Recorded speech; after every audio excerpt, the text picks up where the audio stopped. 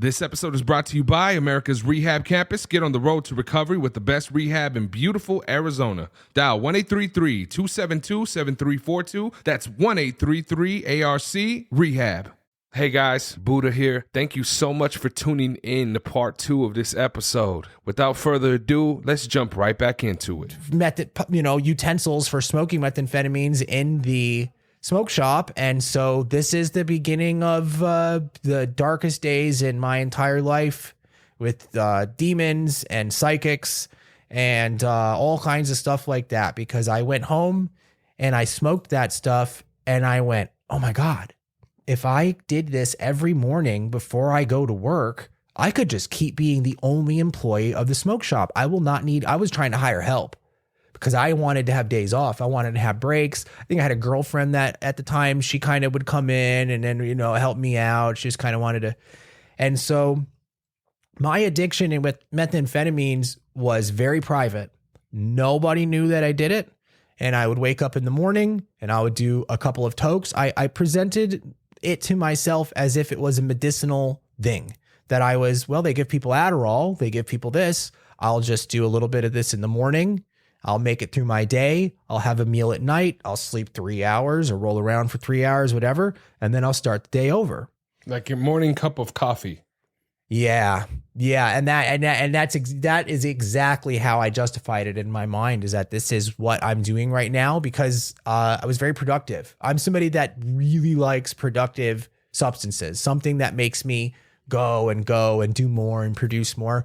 And I think that's where it became dangerous, because I had individuals in my life, as my weight starts to drop and my complexion starts to change, they suspect that something extra is going on.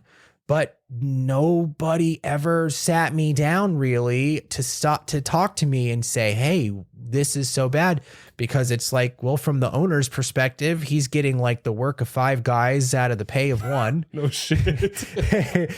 And, our sales were through the roof. When he did get out of jail, he'd come into the cash register and he would take pictures of the money in the cash register. And he'd come over to me and he'd go, here's $1,000. When Christmas time came, I was making car payments on this truck and he knew who the person was. And when Christmas time came, he walked in on Christmas Day and gave me $500 cash and the title to my truck. Said, your truck's paid off. I took care of it. What you're doing around here, keep it up. Whatever you're doing, keep it up. And I don't think he necessarily meant substances, but yeah. So yeah, eventually I was just showing a lot of signs, the mental side. I was not being able to control the mental part of it anymore. The paranoia was setting in. And then because my gift of discernment was also going through the roof, now I am dabbling with my gift. So now, an old man comes in and I instantly had a connection with him. And he tells me his wife is dead and that he needs help selling all this stuff. And so I took a personal interest in going to his house and selling all these M&M things. He had collected all these M&M stuff. And I would sit down and I'd say, I am a medium and I'm here to help you because this is something that's important to you. And so eventually a customer comes in, an old lady, 2 old ladies. And I'm butting heads with this old lady. She's snippy and I'm snippy and she's snippy and I'm snippy. And she gets to the front of the register and I say, I know why we're having this problem. It's because I am a medium and I have a message for you. And she looks at me and she goes, oh, wow. I've always wanted to meet one of those people. Give me your phone number. I'll contact you sometime. So months go by. And I get a phone call and we're in the dark stages now that we were talking about. And she goes, listen, I don't know who you are or nothing, but I am a medium and I have visions about you. And I'm pretty sure you're about to be in a lot of trouble. And I denied it. And then she validated to me and she said, oh yeah, well, I know that you like to watch pornography in your music studio. And I did not have internet. There was no way there was no means for somebody to know something so intimate. And from that moment forward, I went, whoa, wow, you're good, lady. You got me. So I started seeing this lady and she just said, I saw her 1 or 2 times before I finally started riding in ambulances. I started going to the hospital. I rejected treatment. There was someone who had offered treatment, and in my state, I just told them that they didn't really care about me. They, just probably wanted to get some kind of perk or look good. Like they got 20 people. It was terrible. I was so rude to that lady, and she was a genuine lady. This person, she actually had a kind heart. To do that kind of work, to do this kind of work, you're a sincere person. So yeah, it became very, very dark for me. And luckily, after going to the hospital like 2 times in 1 week and feeling like there was a giant hole in my chest, I was able to just, I got fired from the smoke shop because I could tell there was colluding. Like people were talking about me and my drug use, and then I get the paranoia and I'm like, what are you guys doing? You tell me nobody's here and you need my help, and I pull up in the parking lot and there's 40 people here, because they were going to have like a mediate. They were going to do like the pass the pillow thing around. Yeah. And I was too scared to go inside. I wouldn't go inside. I said, no, you need to come out to my car, because what is this? You told me nobody was here, and now I get here and everybody is here. So what is, so I got scared. So they fired me from that job. And so I quit the drugs. But this is where there's a whole nother thing in spirituality that can be so much more dangerous than drugs in many ways. And it's when you start dabbling with the psychics, when you start messing with the Ouija boards, when you start messing with the crystal balls, when you start messing with magic works and rituals. Luckily for me, I have always been scared to death of Ouija boards and all of the actual works, because I think that people that don't have that kind of a gift, that's what they resort to get that power, which that's a lot of the reason why I hung out with some of the people that I hung out with when we were talking about my earlier life, was because I was addicted to the power I got when these gangsters are treating each other gruff and robbing each other and hurting each other. But when they saw me, they'd be like, oh, it's Mike. We love Mike. It's little innocent Mike. He's our little baby around here. And so I always felt like, well, I got some gangster ass friends now. Nobody's going to mess with Mike, because my gangsters will go and get you, And the day always comes where a gangster gets in a bad situation, and you're going to be the first person that they're going to go to make their situation better at whatever cost or expense to you. So I started meeting with this lady, and this lady is super legit. She works with the feds finding missing and exploited children. She's always found the bones of every child that she's ever sought out. Really? Yeah, this is a legit lady, and she lives very modest, I'd say, in poverty, because she has committed her life to this. Whereas a lot of mediums and stuff sort of their intent is fame or money or something like that. And so she kind of helped open me up a bit more. And it's just, you can't control it, man. If you're not considering the source, this part of the story is so dark that I just don't have it in me to share it. But I went down some extremely dark roads. I saw the lengths.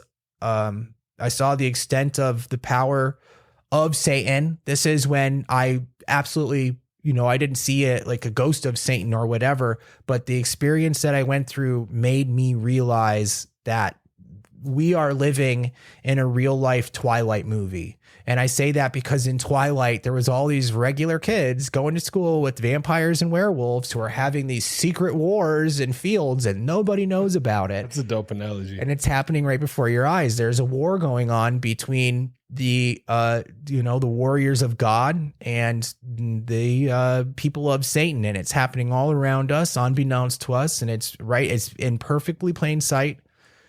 And this is where I really, really, really found God. I told you, spoke to you earlier.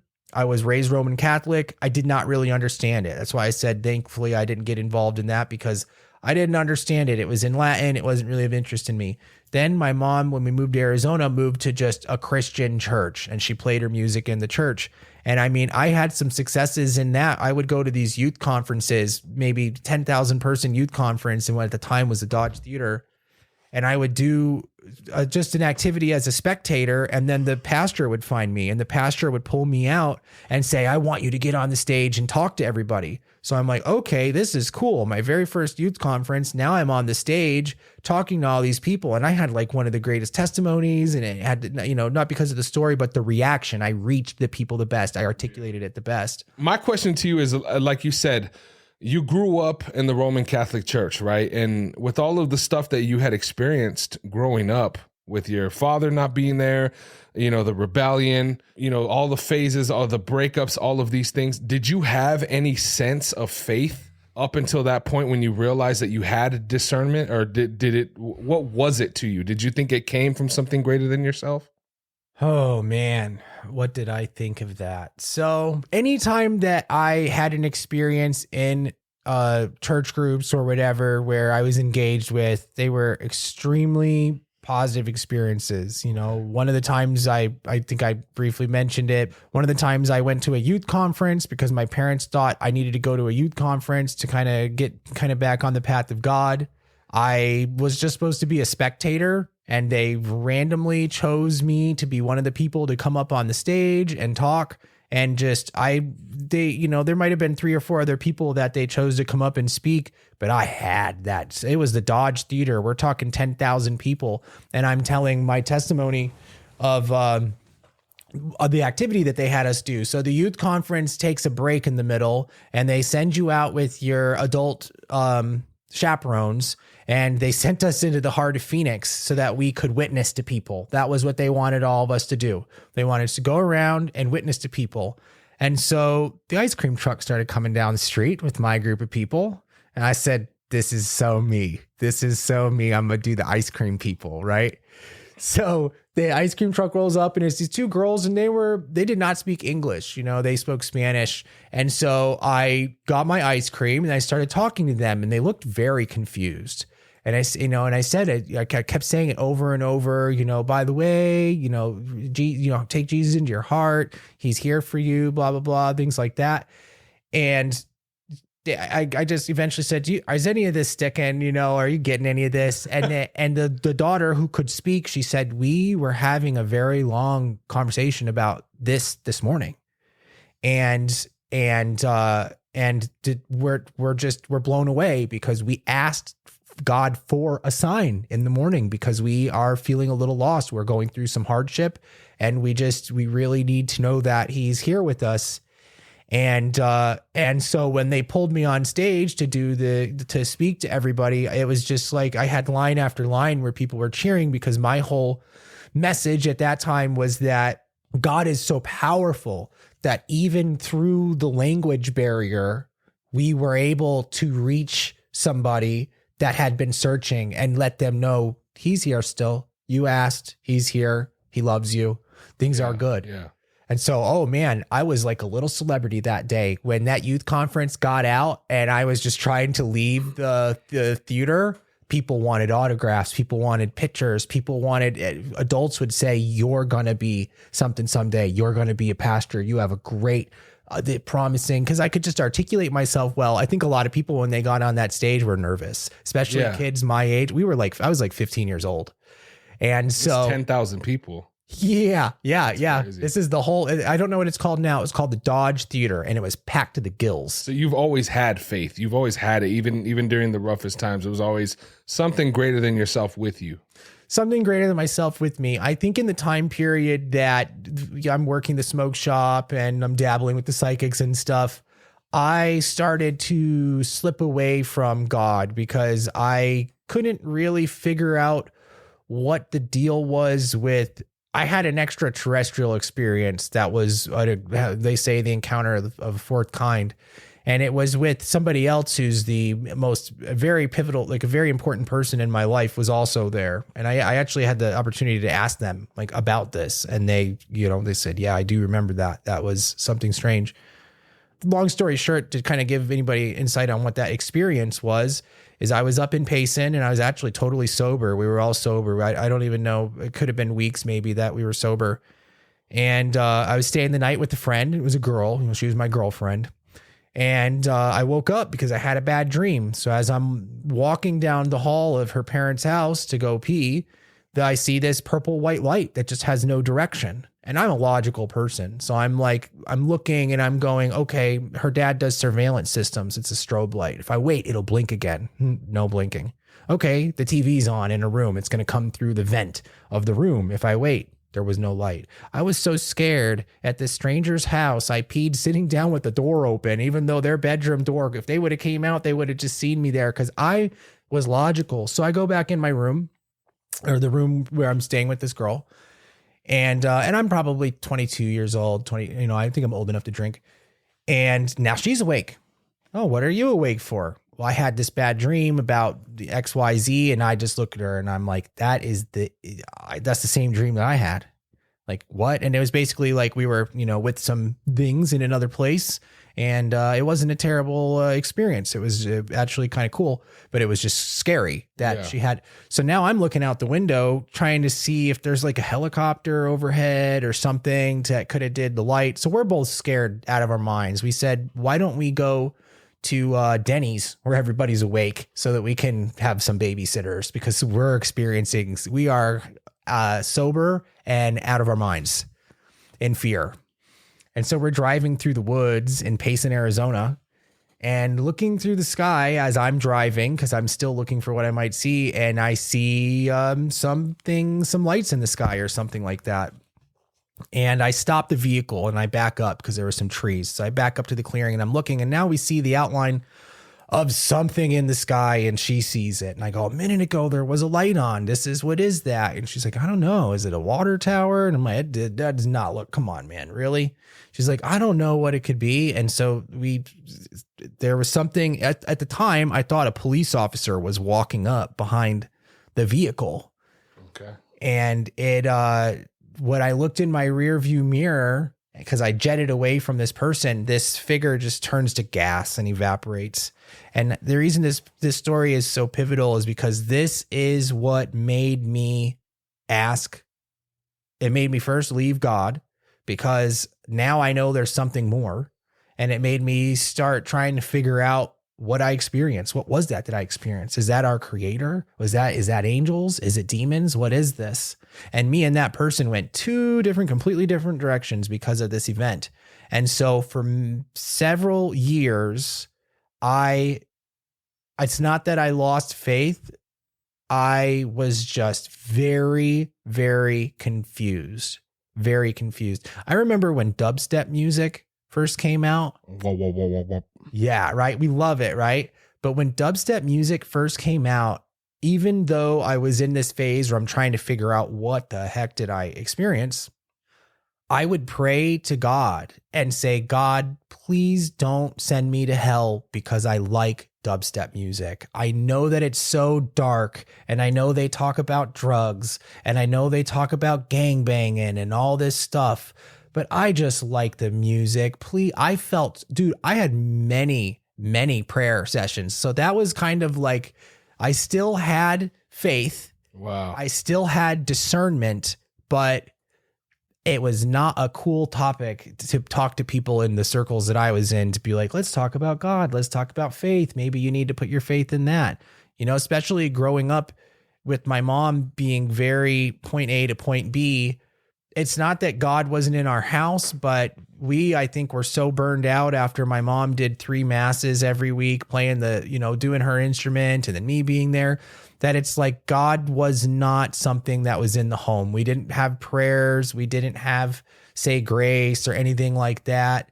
So, it's just kind of like you live your life, and then on Sundays you do church or whatever, and then you go back to your life. It's kind of a weird thing. Yeah.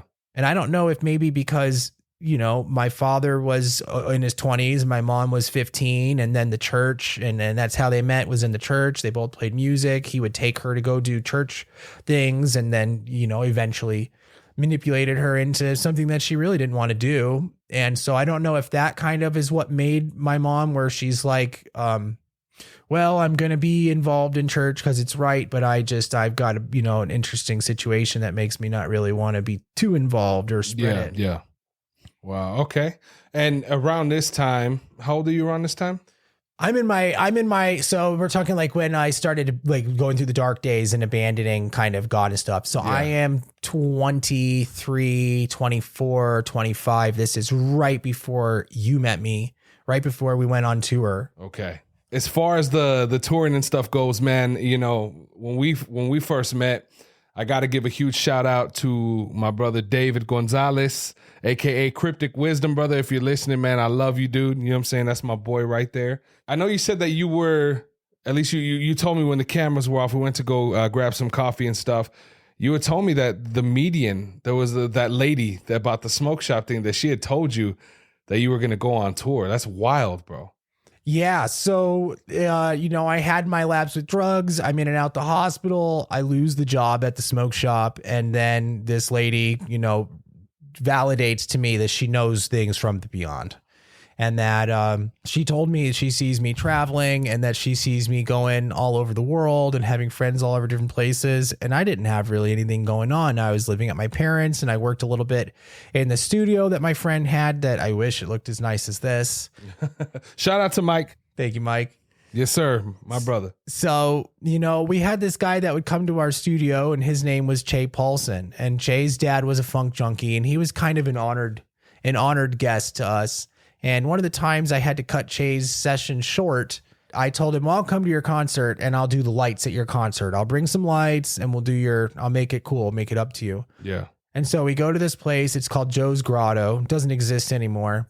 It was a place a lot of live music happened. And I do the lights for Che's song. Well, that night, the headliner was Whitney Payton. And shout out to Whitney. Shout out Whitney. Yeah, shout out to Whitney. That's my homegirl right there. She had one song with Cryptic. And so Cryptic, who was not in town, drove all the way up from Tucson to Phoenix. And if I remember the story correctly, he parked in the back, got out of his car, went in the backstage. The song had started because he was delayed. And he literally grabbed a mic and got onto stage right there, right at the point that it was his part of the song. Saved by the Bell, man. That's crazy. Saved by the Bell. Yeah. Yeah. We've got a lot of those stories, me and Cryptic together, where we barely made it. But anyways, sorry, I digress. So at the end of this concert, Che comes up to me and says, hey, Michael, it would really mean a lot to me if I could introduce you to these people. I know these guys, they'll know you. So it was just like a fan type of experience, like a meet and greet. I didn't really know what to say to these people. And I shook their hand. Hi, I'm Mike. I did your lights. Che's like, yeah, you did your lights. And we were like, cool, it's great. We have a little picture together. I do have a picture on my Facebook profile that's a part of a homage post of me, Whitney, and Cryptic in this moment. And basically, the psychic kept telling me, you need to find the guy with the glasses. That's who you got to find. That's funny. Yeah. And so when she told me that, I went, I just met a guy with glasses. And she goes, talk to him. About what? Whatever, just once you go and you talk to him, it'll work out. It'll work itself out. Just see what happens. And so that day, we're talking 2 days after the concert, I'm talking to the medium. I find out that Che had died for whatever reason. Che was battling health issues. And so he had passed away in his sleep. They found him in his bed. Okay. Yeah. And so I reach out to Cryptic and I said, hey, I'm the guy who did your lights. And I just wanted to let you know if you ever have a show or a concert or anything like that, I'd be more than happy to help with your lighting. And he goes, I'm actually about to leave on a tour in 2 weeks and I have some lights. And do you think you could come and make the lights work? Because I have the show buddy thing and all this stuff. And, what do you think? I said, okay, yeah, I can absolutely pre-program your show and make it work. And so I came and met up with him, and there was only, maybe 12 days before he had left, and I did the lights, and then they couldn't get in touch with his DJ. And so I was a DJ. And so I said, I can do your lights and I could do your DJing. I was not supposed to be the DJ. I was not supposed to go on this tour. I was just supposed to be the lighting guy, get it set up, get it ready for them. And then they were going to do it. And yeah, lo and behold, the whole chain of events was Che introduces me. 3 days later, he dies. About 14 days later, I'm on an international tour with Cryptic Wisdom. Damn, man. I remember being on the road with you and seeing you doing the lighting and the music at the same time. And it never crossed my mind that those two things weren't in connection. Like that somebody would have an individual job. Like I just thought, damn, this dude's really fucking good at what he does. Cause like your shows were dope, bro. Cryptic would say something and then when the lights go down and then they spin. And then like, I just remember being like, yo, this is so cool. I've never seen anybody do this before. Thank you. That was my first time ever using. It was a computer program that Cryptic already had called Show Buddy. Usually I would be sitting in where the sound guy is and just running it from there. But Cryptic had all this stuff. He just needed someone to kind of patch it together. And yeah, the rest was history. I mean, we ended up, that tour was a 6-month long international tour. Another moment that we kind of made it from the skin of our teeth, and it turned out to be a good thing, was I was driving the whole vehicle through a no cell phone service area in the Canadian Rockies. And I blew the motor. The rod in the motor blew. We were a little overweight. We had a lot of people. The car was going hard. Fuck, man. So I ended up hitchhiking, and Cryptic hitchhiked with me, and we found some people that brought us to this town of about 15 people. So we're in this like movie right now, and it's it's kind of hazy, and there's like kind of sprinkling rain, and we have 2 camera guys, and they're like, this is so great. This is like how horror movies start. And we get to this town where there's like 15 people, and we get to this cabin, and this biker, very intimidating looking biker guy, comes out. Oh, you're the boys I heard about. And we're like, fuck, we're dead. We're so dead. And he points to this stairwell where it's got the light bulb is flickering. I'm not even making this up. This is scary. We were afraid, maybe I don't know. So he points to this stair, and he goes, you boys will be staying just down there. Go on, check it out. And everybody in the tour looks at me like, I'm not going down there. You're going down there. And I swallowed real hard, and went down the staircase and opened the door, and he go, guys, you gotta see this.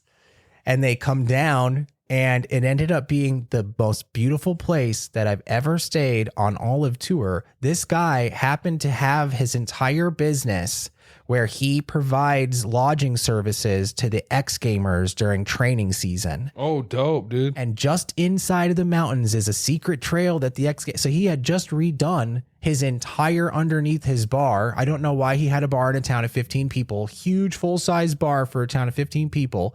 But he had just redone his bar, and it turned out to be that part of the experience was pretty good. So there was a lot of times when you say, we kind of barely worked, where he came in saved by the bell.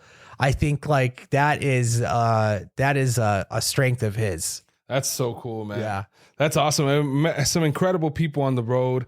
I got to give a shout out, to Daniel. I met Daniel Bayog. You were there. I got to give a huge shout out to my brother Justin Babel and his wife Grace. Man, that's the family right there. My wife actually got, I don't know if ordained is the word, but she went through like the paperwork and stuff so she could actually marry Justin and Grace. So we flew out to Wisconsin, and we got to celebrate their wedding together and stuff. So, I mean, it's amazing how the people that you meet, how they play different roles in your life, right? Like I would have never thought I would have had Daniel in here and you in here, and then Cryptic, man, I still consider him. He's like my little brother, dude. You know what I mean? And bro, I got to tell you too, allowing me to go on the road with you guys during that part of my life where I felt like my world was pretty much over.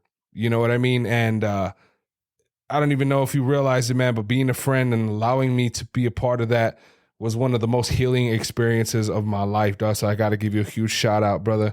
I was actually going to wear the Cryptic Wisdom shirt today. I completely forgot, but shout out to you, your whole family, bro, everyone out there, man. But yeah, dude, it's incredible times. Just to jump in on that, I think I just had a realization, and we talked a little bit on the phone before we came in to do this today, and it just dawned on me right now that is maybe a knack of Cryptic's, because that was my story. I had just got off drugs. I had no future. My music, I didn't really care about. I was just recording people as a means to get by.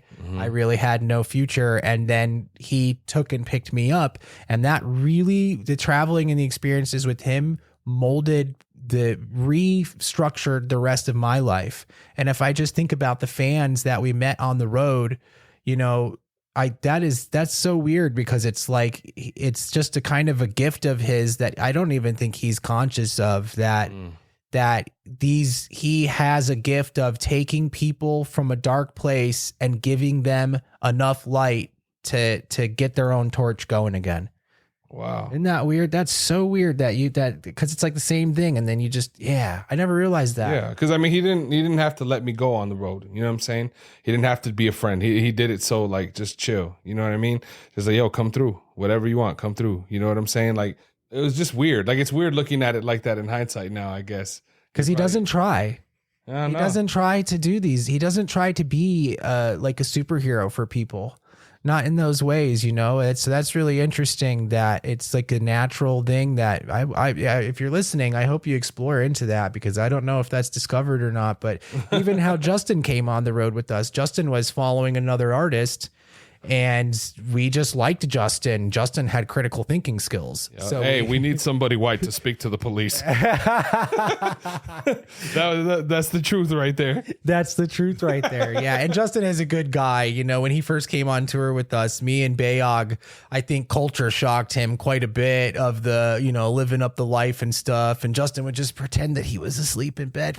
Come on, let's go party. And he'd be I'm like, that is so fake. You're so faking it. It's just funny, man. So yeah, Justin is a genuinely good person. You know, he went with us and he was professional, and that's all the time. He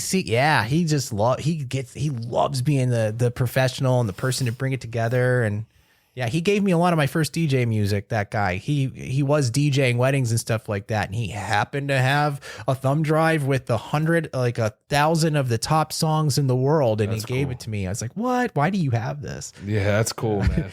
How things all work themselves out, man. So that was around the time that you were going through some of like your darkest days, man. So yeah, you know, unbeknownst to the world, you know, I didn't have anything going on. You know, I was pretty much done with girls at the time. I was just like, man, that's, you know, not a good path for me.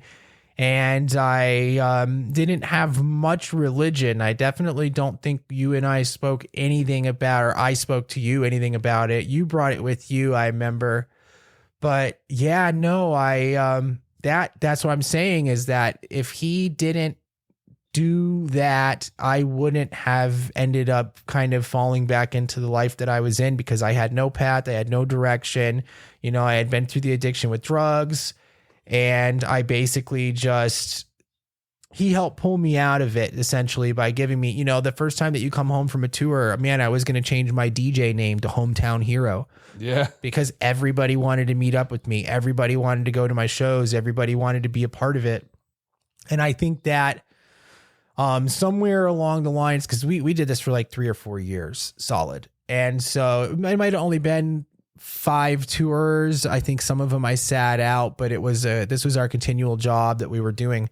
And so I think somewhere along the lines with me, I started getting egotistical, and I started getting, I wanted to just kind of start hanging out with these different crowds of people. And I got myself involved in the wrong crowd, and I thought it was the right crowd. And so, yeah, I went through this other spiral again where drugs entered my life again, but this time in the form of Adderall. Okay. So, you know, for anybody struggling with different things and they're not familiar, Adderall is very similar to methamphetamines. That was my vice. Oh, yeah. Yeah, they're so similar. And so I went, somehow the devil had this plan of, well, remember when you were taking the meth because it was a medicinal thing? Well, now I'll just give you the medicine. So it's okay again, because it's really actually prescribed to people every day. Don't worry about it. And you'll get more things done. And I was a driver at the time. I was driving my parents' car around. They gave me, because I had sold my cars. And then when I was traveling, I was like, well, I had kept my motorcycle. And then when I was traveling, I'm like, I don't need a motorcycle. You know, I wanted to like bring it with us one time, but there's no way. And so, yeah, so I was driving my parents' car around, and I'm hanging with the wrong people, and I'm doing Adderall, and it was just a terrible experience. You know, I was drugged several times. One of the times that I was drugged, nobody knew that I was on Adderall. And so while, this group of people is waiting for me to pass out to probably not only sexually assault me, is probably going to be far worse, whatever was their plan. Which interestingly enough, that lady that we talked about, the medium, she had called me in that moment. And she said, I don't know what you're doing or who's at your house right now, but get them out of your house. I went, no, what? And she goes, get them out of your house. And I just wouldn't do it. And so, yeah, that's dope. I mean, it's crazy. I say crazy. I don't mean like you're crazy. I just mean like, that's just so crazy. The coincidence that this girl is like so tied to you. It's like a soul tie that she can sense these things. Yeah, I don't know how much she appreciates it, but I do, and I go back and forth on sometimes if it was good or bad. Sometimes I'm not clear on. I think the danger, just to briefly touch on it, and I know I do want to kind of go into the sexual assault a little bit. The danger with mediums is that they could tell us things to help guide us, but your ego starts getting in the way because you feel invincible. You feel like, well, now I know what these people think about me. Now I know where to go to my next job. She had told me, find the guy with the glasses, find the guy with the glasses. That's where you're going to start touring. Then I ended up finding Cryptic and going with Cryptic. So along the way of my ego with being, international DJ to, having this psychic in my pocket, I felt like there was just no way things could go wrong. And so I would ignore some of the paths that she would, try to advise me to avoid or not to. I would ignore the paths she advised me to go down because I figured, well, I just have her and she'll help me kind of work my way out of it and it'll be whatever. So it's very dangerous when you deal with those people because it messes with your mind, and especially just the where is the source? Where are they getting the information from? Where is this really coming from?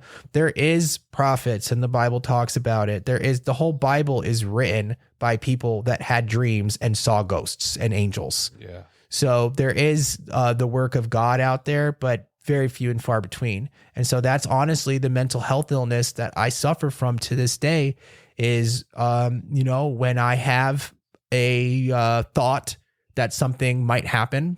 For example, I shared with you out of nowhere a couple weeks ago, I had the thought that I needed to put my pistol in my bed with me. In case there was a home invasion, I need to have my pistol in my bed with me. And I'm vividly imagining, what am I going to do? I got to be the first person to run out. I got to be the one to protect the family. And I started telling myself, no, you don't want to think about this. Why would you think about this? There's no reason. Everything is fine. Your life is good. And then I find out 2 days later, there was a home invasion in a nearby neighborhood, and that the guy shot, they didn't die. Praise God. He shot the people who invaded his house, but he was protected and nothing bad happened to him, and they ended up living.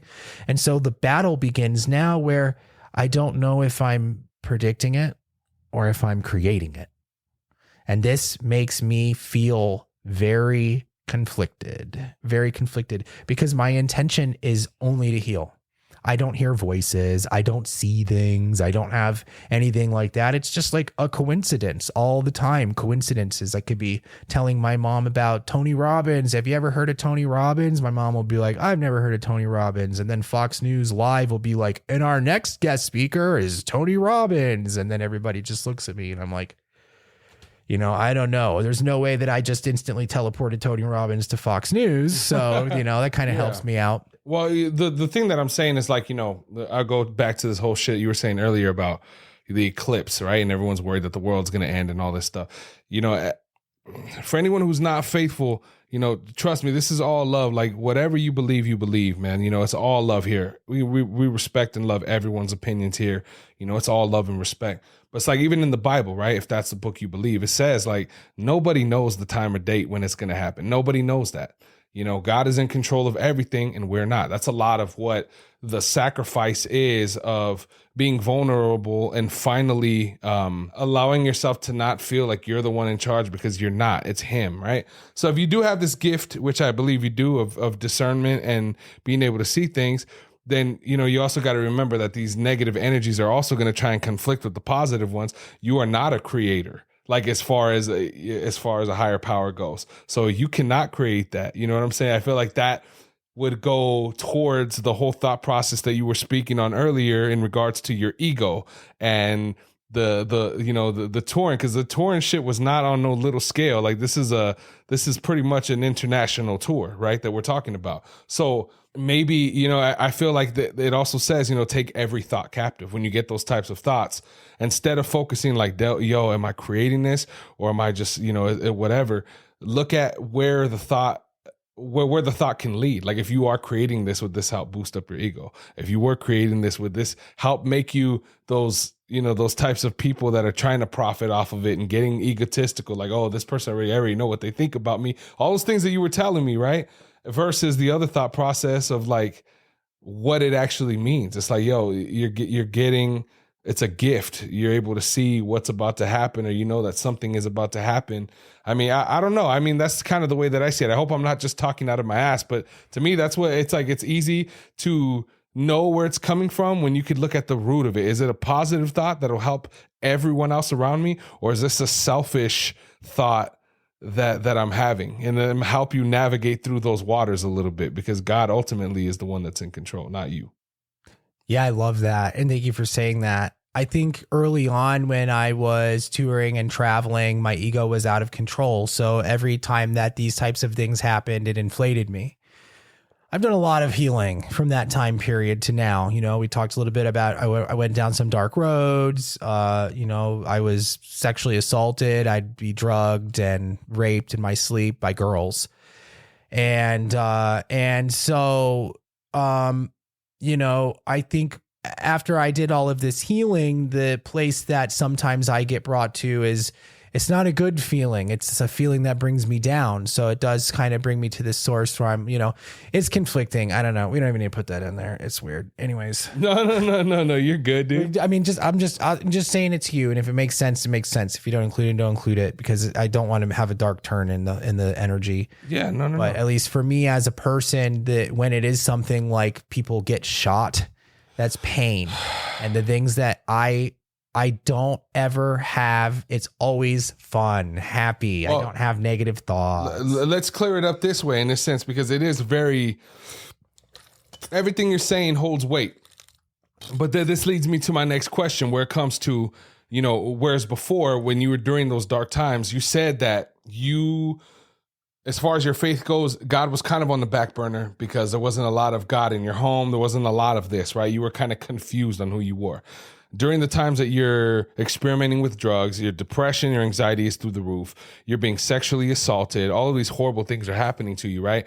There was a shift in change to that person, to the person I'm sitting here in the studio with talking to right now. So it is very relevant, because you don't seem very confused now about where all this shit is coming from. You seem like you're pretty solid. Like, how did you get to this person that I'm talking to right now, bro? Come on. So the transformation really came from a couple of different angles. I'm doing the Adderall. I'm no longer touring and traveling. So I'm in this dark stage where I'm basically living in this guy's warehouse, working for his company. You know, he kind of had this buddy thing. He told me, oh, the reason that you have your problems is because you never had a dad, and I'll step in and I'll help you be your dad, and I'll control all of your bills. So we'll make sure all your bills are paid. I'll take it right out of your paycheck. You can drive one of my vehicles. And, you know, you can just live in my warehouse and work my company. And as long as you work, you'll always have everything you need. And there was a lot of dark works happening in that whole situation. And it was so intense that I came to a moment where I knew that I was directly dealing with evil. And that's not the guy who's evil. It's the situation. And so I just knew that I really needed God in order for me to get out of that situation, because it was so obvious for reasons that I was going to meet my demise, whether it be drugs killing me, or making a bad decision because I'm on drugs, or putting myself in a situation where, you know, something worse happens. I just knew that was when I went, oh my gosh, like it is so clear to me that God is real, angels are real, the devil is real. There's really a war going on. And I do not understand my gift of discernment. I do not understand this lady. I do not understand everything that's going on. But I realized that there's always another way. One of my mentors today says that the doors of collision run parallel with the doors of opportunity. They're very different paths, but the choice is yours, which one you take. And so in your darkest moments, you could choose your demise. You could say, this is it. And you could submit and surrender. And it might be surrender. That's the word I was looking for, brother. That's it. Go ahead. And that's what it might be. But if you choose the other path and you choose to fight and you choose to overcome, then you will have a breakthrough. Oh man, that's another one too. Yeah, that is an absolute other one. Are you because I told you that's a very significant thing for me, right? Yeah. Would you mind saying it again? Yeah. So we've gone through some changes here at this facility. And there was a moment in time where things were a little bit grim with certain things happening in my life or whatever. We had a gentleman in here who told me, he said, it's super easy, bro. I mean, the energy was completely there. When he walked in, he actually lifted my mood up. Shout out to Alan Percy, bro. If you're listening, Alan, my dude, bro. He came through and he had just gotten laid off of his job and still came in. He had still came in, bro. And he told me, he goes, I ain't worried about it. He goes, God has taught me to just take advantage of every opportunity. Like just super positive. For someone like me, I'd be crying in my shit, He was here super positive, man. And he's the one who told me, he goes, bro, I truly believe before every breakthrough, there's a breakdown. Before every breakthrough, there's a breakdown. And all I kept thinking was, man, and that goes perfect with what you said about the road. They run right next to each other, the road of opportunity and the road of collision. It's so true. Yeah. And that has been kind of the moral and theme of my life. They say pressure, diamonds are made from pressure. And yeah, I feel like if anybody's out there and, things are going good and stuff, I encourage you to explore new mental disciplines and explore new things to keep the pressure on yourself so that you can kind of control staying on that path of opportunity. Because I think what happens is we get to these phases where we feel so comfortable and we stop growing. And God, if you're alive, you're here to learn. You can't just say, I'm done learning, because you're alive. Yeah. So you have to find new ways. What I've done to heal and to keep myself on a good path is to continually challenge myself with new disciplines, whether it be just doing my laundry in the same day every week, making my bed, or dietary, different mental things, mental disciplines, practicing not speaking out loud things like I can't, or I won't, or, having bad, allowing inner thoughts to take over myself and defeat me. So I think that as long as we can keep challenging ourselves, in different ways, then a lot of the breakdowns that are necessary are caused. You are in control of them. You are controlling the breakdowns and you're controlling the breakthroughs. If you're just stuck in a place of just pure happiness, you think everything is good or whatever, then a breakdown will come in a way that's beyond your control. So, I mean, it's beyond a breakdown will come from a place that's beyond somewhere that you might have been able to have more of an influence on. Yeah, it gives a lot of hope, bro. Gives a lot of hope for the future. And, for anybody listening out there, man, I hope this gives you a little bit of hope for whatever you guys are going through out there. Keep God first. For people that are like uncomfortable with the idea of faith, just find something greater than yourself, whether it's a rock, whatever it may be, man, but just something greater than yourself to, and explore that, because it's like it opens you up to a whole different way of living. And surrender is the word I was talking about, is when you finally don't obsess about you being in control of every single little meticulous thing that happens, and you surrender yourself to something greater. It opens you up to more blessings, man. I just feel that. Absolutely. Yeah, I like how you said that. And it connects to me to, one of the things that I have found with if people are struggling with the TikTok and they're struggling with the conspiracies and they're struggling with some of the weird stuff that's put in front of them, really you're seeking out magic. And magic, I don't mean that in witches and warlocks and stuff, but you're letting all of other people's magic fill your brain, and you're missing the magic that can be happening in your own life. When you decide to get up and cook yourself a meal and you taste that food and you experience that delicious thing that you did, that's the magic. And so I think, a lot of times that most of these things that are out there that we might not even think are the works of Satan are just, it is because it's keeping you from creating that magic and experiencing it. That's it. That's it, man. That's beautiful. Just like you said, with everything, I think of that with everything. I mean, people looking online, yo, this person has money. Look at their house. Look at this. Create the magic in your house, man. You and your husband, or you and your wife, or you and your kids get together and create it on your own. Disconnect. Turn that shit off. You know what I mean? This right here is the most raw and authentic thing, is to be able to connect souls and talk about real subjects, real situations, man. This is life right here. That TikTok shit is not life. You know what I'm saying? So, dude, I'm so thankful. And I'm so grateful for you coming through, man, and sharing your testimony here. I really want to kind of let the listeners know this is a very special episode, obviously, because, and my brother's the one who brought the cameras here. So this is all of his equipment. Thank you very much for doing that. But because people have got a chance to see you and be a part of your life a little bit, since they're watching you and viewing you, what are some of the things that you're doing now in your life? What are you working on, brother? Like, what's going on in your life now? Yeah, I think since I've consciously brought God and Jesus into everyday thoughts and stuff like that, I've had a positive change in direction. I'm an agent to a script that's in Hollywood. It's an incredible story about a woman who was a prostitute during World War II, but she was actually a spy, and the intelligence that she brought forward ended up leading to the invasion of Normandy. We knew about all of the tanks moving around and the troops. This is a true story that she left with my colleague before she passed away.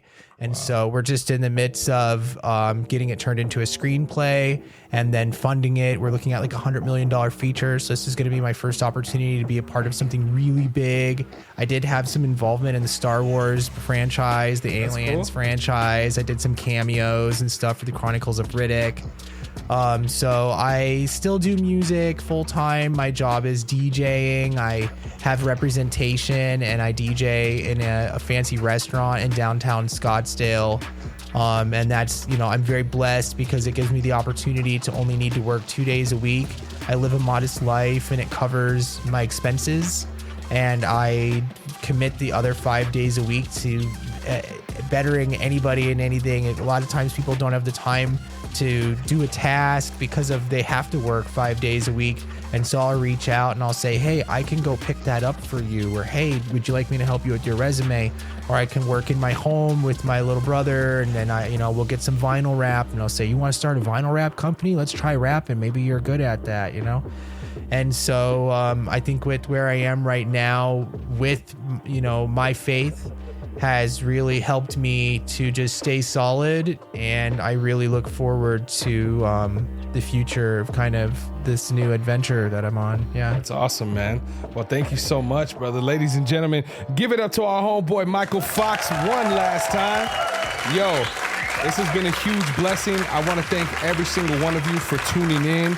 We do this every single week. So if you want to get in contact with my boy Michael, if you got any links or anything where they can go check your music out, anything that you're doing, we're going to put that all in the links of this episode. Also, for anybody who wants to come and share their testimony, whether you're in addiction, mental health space at all, suicidal ideations, any type of a struggle that you've experienced and you want to come share your testimony in hopes of helping somebody else, please hit me up. All the links will be in there as well. But until next time, thank you guys so much for tuning in, for watching, wherever you're watching this at. Make sure you guys are subscribing and all of that. And much love and God bless you all, man, for real. Peace, dude. And thank you again, Michael. I appreciate you, dog. Thank you. All right, peace.